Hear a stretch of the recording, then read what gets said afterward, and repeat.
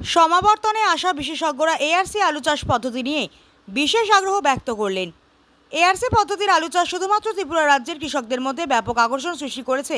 শুধুমাত্র এমনটাই নয়, রাজ্যের আলুর এই চাষ পদ্ধতি উত্তর পূর্বাঞ্চল সহ দেশের অন্যান্য রাজ্যের কৃষি গবেষক এবং কৃষি বাণিজ্যের সঙ্গে যুক্ত সকলের মধ্যে ব্যাপক কৌতূহল সৃষ্টি করেছে।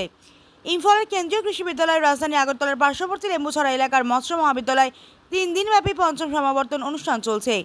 এই অনুষ্ঠানে রাজ্য এবং উত্তর পূর্বাঞ্চলের রাজ্যগুলির কৃষির সঙ্গে যুক্ত প্রতিষ্ঠান তাদের কারিগরি প্রযুক্তি, তাদের উদ্ভাবিত বিভিন্ন ধরনের পণ্য নিয়ে এসেছে। নিজ নিজ স্টলে তারা তাদের প্রযুক্তি এবং উৎপাদিত সামগ্রীগুলির প্রদর্শন এবং বিক্রি করছে। এই প্রদর্শনীতে অংশ নিয়েছে আগরতলার পার্শ্ববর্তী নাগিছড়া এলাকার রাজ্যিক উদ্যান এবং বাগিচা ফসল গবেষণা কেন্দ্র। এই গবেষণা কেন্দ্রের স্টলে পেয়ারচি পদ্ধতিতে আলু চাষের বিভিন্ন বিষয় সুন্দরভাবে উপস্থাপন করা হয়েছে।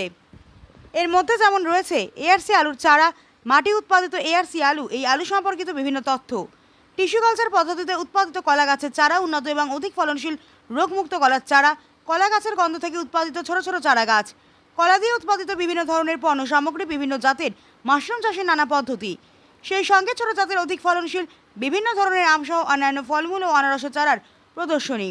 পাশাপাশি রয়েছে তাদের কৃষি সংক্রান্ত বিভিন্ন প্রকাশিত পুস্তিকা।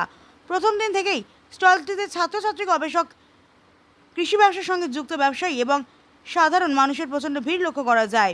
গবেষণা কেন্দ্রের প্রধান deputy director doctor Rajiv Ghosh, assistant director Arin Majumdar সহ অন্যান্য আধিকারিক এবং কার্যকর্তাদের স্টল দেখতে আসা মানুষ নানা প্রশ্ন করছেন।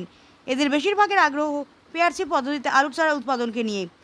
স্টলটি পরিদর্শন করেছেন নাবার্ডের জেনারেল ম্যানেজার অনিল কোটমায়ার, মৎস্য মহাবিদ্যালয়ের ডিন এবি পটেল, প্রাক্তন ডিন অধ্যাপক ডক্টর রতন সাহা সহ অন্যান্য বিশিষ্ট ব্যক্তিবর্গ।